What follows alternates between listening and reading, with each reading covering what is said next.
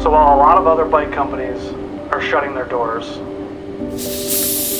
why are you opening yours? Yeah, I feel like one of the reasons I was put on this earth is to create world-class cycling products. And we developed a product that's different. It's different than what's out there. We just felt like we couldn't wait any longer.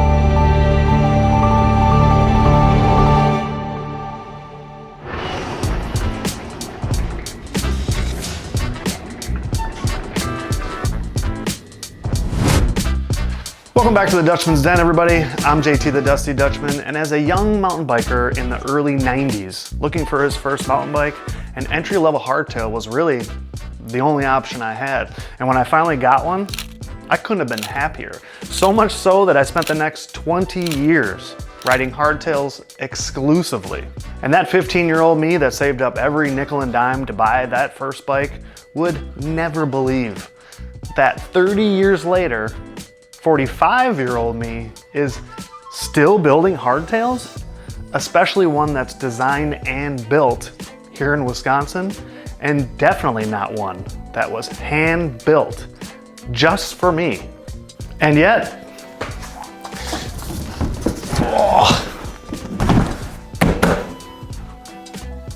here we are. So to all the little shredders out there, listen to your parents. Eat your veggies and work hard because dreams come true. Needless to say, it's a big day in the Dutchman's Den and we got a lot to go over. Obviously, we're gonna start with what are we building today, including a little bit of backstory about the brand and who's behind it. After that, you guessed it, we're gonna build this bike. And while we do that, we're gonna talk about some of its features and what makes it so unique. And lastly, I'm gonna answer some of the questions I think you might have about this build. Like for example, why would a mountain biker way past his prime build a hardtail? Or why do I think that this build is gonna mean so much more to me than just a bike? So, what's in the box? This is the Quarry Cycling Stave, and it is gorgeous. And this is a handmade steel hardtail 29er that every detail has been scrutinized over. From the cast pewter head badge to the geometry to these meticulously designed and machined dropouts and yokes, and it is allegedly the perfect balance between torsional and lateral stiffness and vertical compliance. To perfectly fit a huge variety of riders, this frame comes in over 20 different size options. So let me give you a few specs of the one that I got. So after a very enlightening conversation with the builder about what size would best fit me and my riding style, we ended up going with a 475 millimeter reach, which gives this frame a 1243 millimeter wheelbase. The seat tube angle is 76.3 and the head tube angle is 64 degrees. So Quarry Cycling is a very new company, so most of you have probably never heard of them before. So for a little bit of backstory, let's go straight to the source. My name's Jim Day and welcome to Quarry Cycling. We started Quarry Cycling in 2022, but it was kind of a lifelong dream of mine to start a cycling brand. I worked in the cycling industry doing product development and R&D for brake, wheel, suspension. And then I moved on to the auto industry, but just kind of missed my time in cycling. So 3 years ago, we started developing a product. We wanted to create something new. There's a lot of brands out there, but we wanted something that had a little more give to it, something I was excited to ride as a hardtail, something that was fast and snappy, but also classy.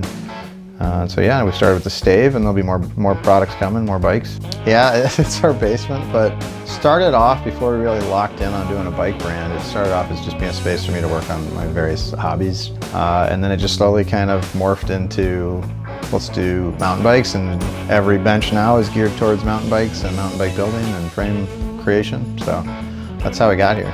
And while Jim is a very busy guy, he's not alone. Hi, I'm Dana. I'm the other half of Quarry Cycling Company. My husband came to me with this crazy idea to start a bike business, and now here we are 3 years in and loving the adventure. All right, let's do a quick rundown of some of the main components that we're using for this build, and then we'll get building. So with such a high-end frame, I felt like I really needed to step my game up as far as components, so I think I bought some pretty cool stuff. We got Fox suspension and dropper, and I went with the fancy Kashima coating, which I've never had before, and man, it looks good. Look at this beauty. It's a 140 Fox factory with the Kashima coating. Obviously, it is just a piece of work.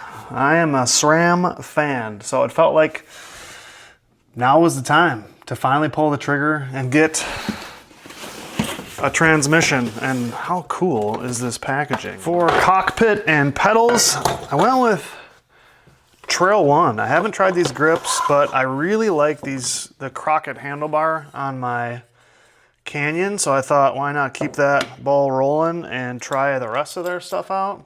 I had to go with SRAM brakes as well, too, right? Well, no, actually, as much as I like SRAM, I like Shimano brakes better, so I'm not afraid to mix and match, so we'll use these. So unfortunately for my Ibis Ripley, I had to go and steal my all-time favorite wheel set off of it. The Birdhawk 30 wheels, I think, are a better application on this hardtail build because not only are they light and durable, but they also have vertical compliance built into them with this rim and spoke combo. And I'll take any advantage I can, any harshness I can take out of this hardtail with components, I'm gonna have to do. So we'll try these. And lastly, a couple more components. You got your Fox transfer dropper post lever, SRAM dub bottom bracket, Cane Creek headset. I'll be honest, I'm a little worried about how many miles I'm gonna be putting on this hardtail and how it's gonna affect, you know, my butt. Allegedly, one of the most comfortable seats you can buy with a whole lot of gel in it. So hopefully this will allow me to put some more miles on this bike. And with that, I think there's only one thing left to do. So cue the bike building montage. I really wanted to capitalize on the benefits of steel. Conventionally, steel is used to just soften the ride, make it a more forgiving experience.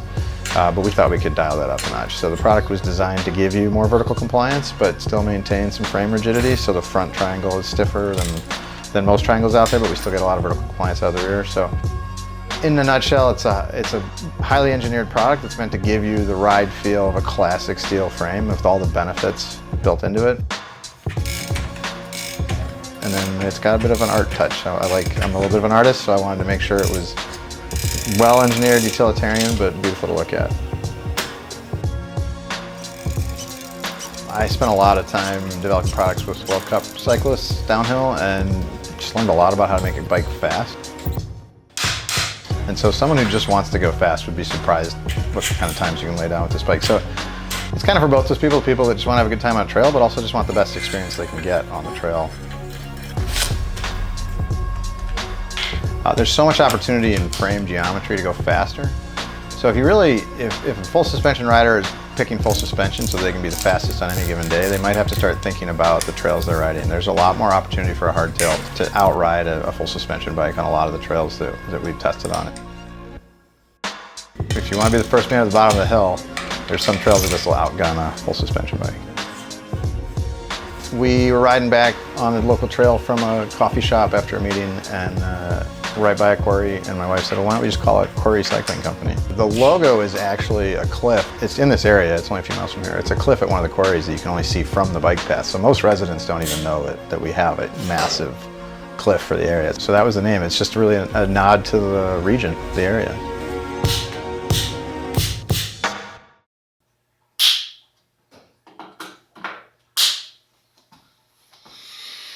I think that's it.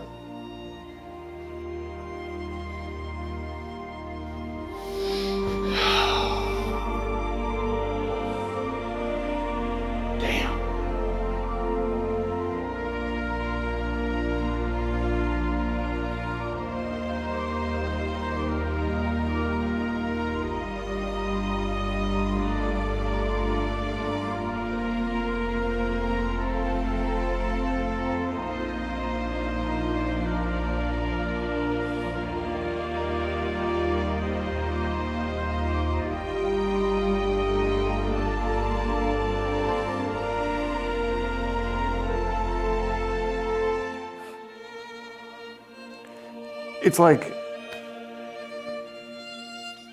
where do you even,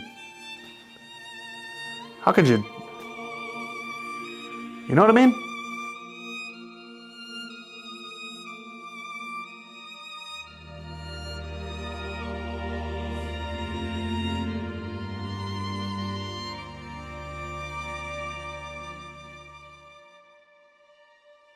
All right, so maybe that was a little dramatic, but I can't be the only one that gets a little romantic about bicycles every now and again, right? But now the shock's worn off a little bit. I've had a little time to think. I've collected my thoughts. So now let's talk about the build.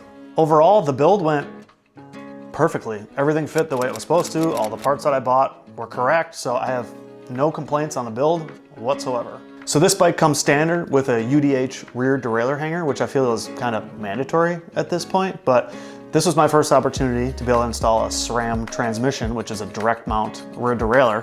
And I did want to give a quick shout out to Jeremy, aka Mountain Goat, for coming over and guiding me through that process. I really appreciate the fact that this bike has been designed around a very long dropper post. So this is a 210 millimeter dropper post, but I actually could have gone a little bit bigger actually, but that is huge on a mountain bike. I love being able to get the seat way away from me. I also like that there's a lot of mounting options in the front triangle. There's 3 different places where you could either bolt on a toolkit or bottle cages, so you can very easily run 2 bottle cages and a toolkit. And I do have some Trail One composite flat pedals that I do plan to use once things get a little bit gnarlier on this bike, but for now, I'm pretty used to running the Candy clipless pedals, so that's why those are on there for now. Aesthetically, it looks absolutely stunning, but there are 2 little details I wanted to point out. First of all, the graphics on this bike are painted on, and not only that, but they're clear coated over the top. So the graphics have the same gloss as the rest of the bike, and I think it just gives it a really premium finish. And second, we've touched on the head tube badge a few times now, but just so that we're all clear, the reason that the bike is called the Stave is that because in that handmade head tube badge, Jim actually inlays a piece of white oak into the badge from a whiskey barrel stave. The only thing I didn't love aesthetically is that this bike does not have internal cable routing. But after building this bike and remembering how easy it is to build a bike without having to run cables internally, it doesn't bother me as much anymore.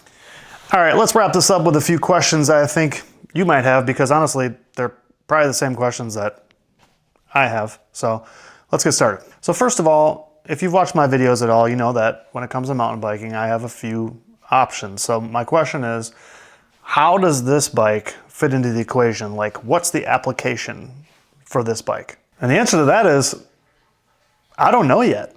See, I've ridden a lot of bikes, but I've never ridden what I would consider a steel hardtail with modern geometry and a mid-travel fork. So I really don't know what to expect. I mean, we're gonna figure it out pretty fast here, and we'll know what this bike is capable of, and maybe more importantly, what I'm capable of. We've talked a lot about how this bike was designed to maximize vertical compliance. In other words, how much give does it have, or how much comfort can be added to it. But will it be enough for me to choose a hardtail over a full suspension bike? More often than not, time will tell. Next question. Why would somebody my age, who has been trying to find ways to make riding a mountain bike more comfortable over the years, decide to go build and ride a hardtail? And that is a great question. I guess I would consider myself a mid-grade rider in terms of skill and fitness levels, but those skills that I do have, I have to attribute those to my time spent on a hardtail.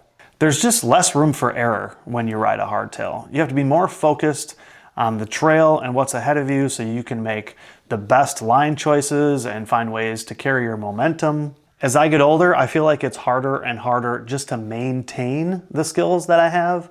So I'm hoping that riding a hardtail more often will help keep those skills where they are. Aesthetically speaking, There's nothing like a hardtail. It's just got such a clean look that I absolutely love. And seeing this one for the first time complete was a real full circle moment for me.